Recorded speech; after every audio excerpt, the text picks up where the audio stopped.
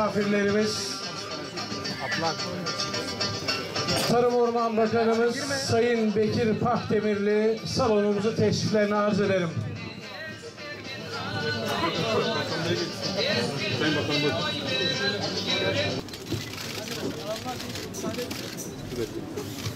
Sayın Bakanım bu taraftayız.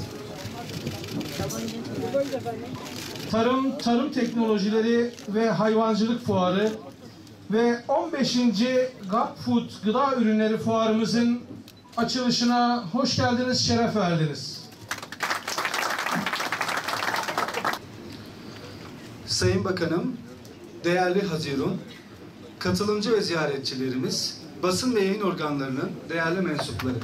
Sayın Bakanım, bizim temel amacımız fuarımızda üretici firmaları ile çiftçileri aynı çatı altında buluşturarak bölgenin mevcut potansiyelinin değerlendirilmesi noktasında teknolojileri ve yenilikleri yerinde görme ve kıyaslama şansına sahip olmaktadırlar. Sanayi şehri Gaziantep'te gıda ve tarım sektörünün önemli markalarını buluşturan bu iki önemli fuarın aynı gün açmanın gururunu yaşıyoruz. Değerli konuklar, tarım, hayvancılık ve gıda sektörlerinin dünyada ve ülkemizde özellikle son dönemde önemi hızla artmakta. Tarımsal alanların daralması, dünya nüfusunun hızla artıyor olması, su kıtlığı, küresel ısınmanın meydana getirdiği sonuçlarla birlikte gıda, tarım ve hayvancılık sektörleri stratejik sektör haline gelmiştir. Kıymetli misafirler, bugün de Gaziantep'in ihracatında ilk sırada %46 ile tekstil sanayi gelirken tarımsal sanayi ve hububat ürünleri %27 ile ikinci sırada yer almakta. Ağaçlarımızla ilgili özel korumalar yaptık. Özel gübre ürettik. Altın gübre ürettik. Çünkü bizde bir var yılı bir yoğurt yılı oluyor. Rekortun yükselmesi için Büyükşehir Belediyesi olarak tohum fıstığına dayalı özel tohum ürettik. Yani çiftçinin hayatına dair, tarıma dair ne varsa onların derdiyle dertlendi. Bugün oda başkanlarımız buradalar. 5 yıldan beri bir Türkiye modeliyle bugün çalıştık. Gaziantep büyüyen şehir, gelişen şehir. Çok şükür. Bunu sizler başarıyorsunuz. Hep beraber başarıyorsunuz. Bu fuar bölgeye örnek olan bir fuar. Gerçekten etrafımıza baktığımızda birçok ürünün alındığı, satıldığı bir fuar.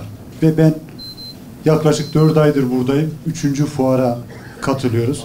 İnşallah fuarlarımız giderek büyüyecek, ihracatımız artacak, gelişmemiz artacak. Gaziantep her geçen gün bir öncekinden daha iyi olacak. Türkiye dünyada 7. sırada tarımsal ürünlerde, Avrupa'da 1. sırada. Tüm bunları dikkate aldığımız zaman hakikaten Türkiye iyi bir yerde. Ama iyi bir yerde olmamızın ötesinde bizim işlenmiş gıdada daha ileride olmamız gerekiyor. Biraz önce lisanslı depoculuk faaliyetleri konusunda açılış yaparken şunu dedim. Bizim ürünlere bir şekilde hikaye yüklememiz lazım. Bu hikayeleri yükleyip bu hikayelerle ürünleri satıyor olmamız lazım. Bursa'dan bir incir hikayesi anlattım. Bursa'nın siyah incirine gelmiş İngiliz kraliyet ailesinden bir gelin yiyor ve 2-3 misli fiyatına satıyor. Bizim Antep'i bugün nasıl iç turizmde yemek yemeye insanlar geliyorsa Antep'e dış turizmde aynı Fransa'ya insanların yemek yemeye gittiği gibi Antep'e yemek yemeye gelmeleri lazım. Turizmde bir otel yatırımını düşünün. Milyonlarca dolar. Ve karşılığında bir gecede bir kişiden $100 para alabiliyorsunuz. Ama gastro turizmi dediğimiz bu gıda turizminde de bir kişiden bir gecede gene $100 alıyorsunuz.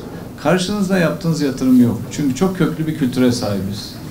Bu anlamda yani gıdada gidilecek çok yer var. Tarımsal ürünlerde gidilecek çok yer var. Antep aynı zamanda bir sanayi şehri. Ve Türkiye'de aslında gıda ile ilgili, işlenmiş gıda ile ilgili de lokomotif olabilecek bir şehir. Çünkü dünyada belki 7. sıradayız tarımsal ürünlerde ama işlenmiş gıdada o kadar gerilerdeyiz ki size söyleyemiyorum. İlk 10'da değiliz, ilk 15'te değiliz. O yüzden burada gidecek çok mesafemiz var. Antep de bunun için aslında çok çok önemli bir yer.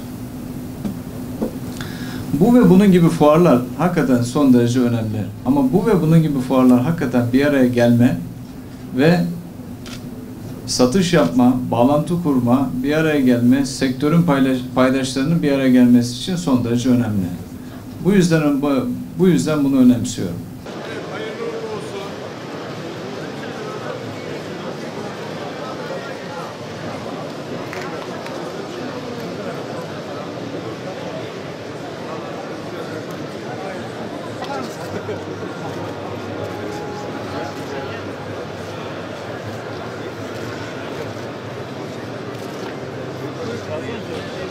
Göndermeyi sağlamak amacıyla erkek Antep fıstığı aşılaması ve başlatıldı. Sen buraya mı çekiyorsun?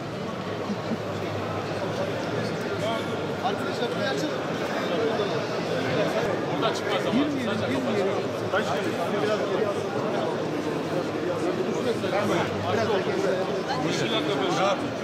Siz dağıtın. Sayın Erdoğan, Sayın Erdoğan, Sayın Erdoğan biraz geniş. Hadi o telefonu. Sayın Erdoğan. Evet. Arkadaşlar şu sayın geliyor. Biber pidesi kim istiyor? Arkadaşlar, sizden özel bir istirhamım var. Önce buyur ekleyin.